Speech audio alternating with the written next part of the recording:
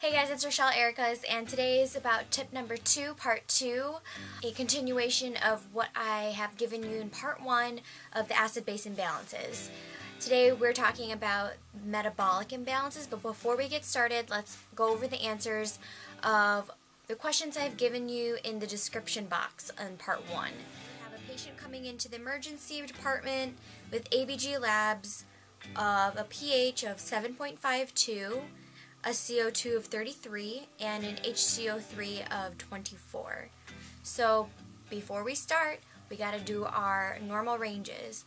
Our pH is 7.35 to 7.45. Our CO2 is 35 to 45, and our HCO3 is 22 to 26.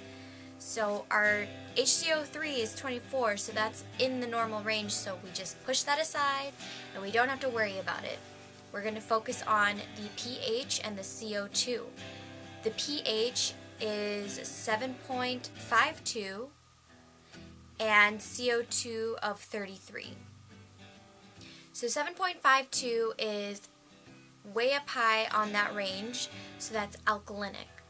And for it to be respiratory, the values have to be opposite.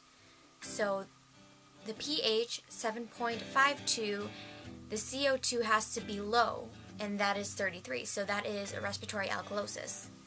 The second example, their pH is 7.22, CO2 is 45, and HCO3 is 25.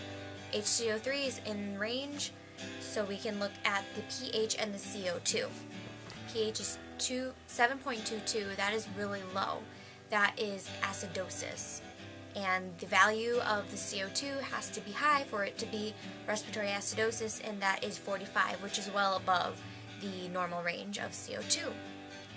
Okay, so there are your answers. Number 1 was respiratory alkalosis, and number 2 is respiratory acidosis.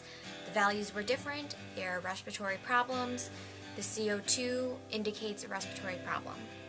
Today in part 2, for acid-base imbalances, we're talking about metabolic imbalances. So that could be either metabolic acidosis or metabolic alkalosis. Acidosis meaning the pH is really low, alkalosis meaning the pH is really high. If we refer back to what I told you in the first video of the mnemonic ROME, respiratory opposite, metabolic equal, in respiratory, the pH and the CO2 values are opposite of each other. One is high and one is low. But in metabolic imbalances, we're looking at the pH and the HCO3. That's the kidneys. We're looking at the bicarb in the kidneys. Those values will be equal. So if the pH is high, the HCO3 is high as well. If the pH is low, the HCO3 is low. So let's look at some examples. We have a patient with a pH of 7.2 and an HCO3 of 22. The main range for HCO3 is 22 to 26.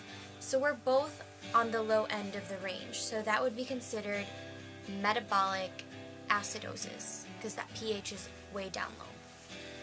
An example of metabolic alkalosis is a patient coming in with a pH of 7.52 and an HCO3 of 30. That's way up high there because, remember, the range is 22 to 26. Okay, now we're going to move on to what the common causes are for metabolic acidosis. One of the common causes is cardiac arrest or lactic acidosis. Another one is diabetic ketoacidosis, diarrhea, loss of the HCO3, shock or sepsis, and poisoning. In diabetic ketoacidosis, DKA, your lungs are trying to compensate, so they're trying to correct the problem. That's why you see the hyperventilation, blowing off the CO2, and you get that fruity breath smell. So what do these patients look like?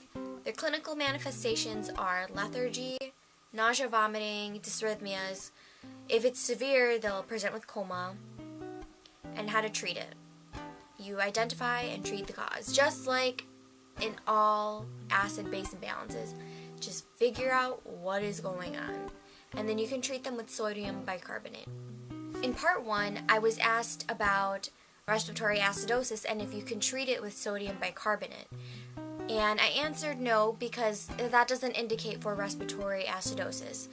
Sodium bicarbonate is indicated to treat metabolic acidosis because you're losing so much of the HCO3. To treat the DKA, you want to treat them with fluids to correct the dehydration and insulin because you don't want the glucose to drop drastically. So you just want to kind of taper it.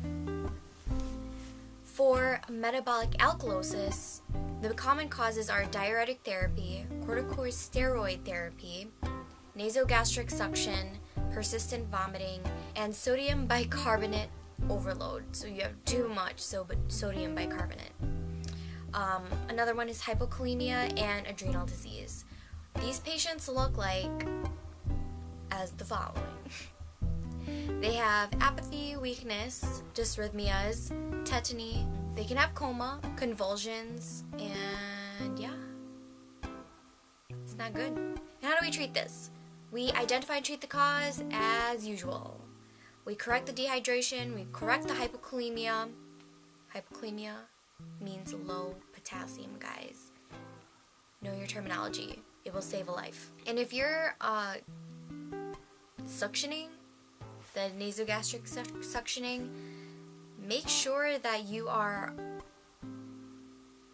on intermittent suctioning because you can get into metabolic alkalosis if you are in continuous suctioning, and there are some occasions where it's okay for you to be on continuous suctioning, but you're not usually on it for a long period of time. So you want to just check and assess your patient, assess your situation, assess your tubings and all the levels. But you need to be careful because sometimes suctioning can lead to ulcerations of your gastric lining. So just make sure you confirm, check, and assess all of that stuff. So that is 2 of 2 for the acid-base imbalances. We covered respiratory imbalances and metabolic imbalances. And remember, these are just quick overviews. You probably will go in depth with these topics with your professors in class or when you're reading. So just make sure you take notes, keep in mind of the values, and keep in mind of the signs and symptoms because those are what they're going to ask you during NCLEX, especially the common causes and how to treat them. So I hope this was a helpful kind of tip for you guys. I know it wasn't really in depth like I said, but you will be fine. You have chosen such a rewarding field, and for whatever reason you chose to go into this field, just be aware that this is rewarding. You are doing this for the benefit of people and their well-being and their health. You got this. Good luck on all of your future exams. Good luck on your studying, and I will be here coming at you with more tips.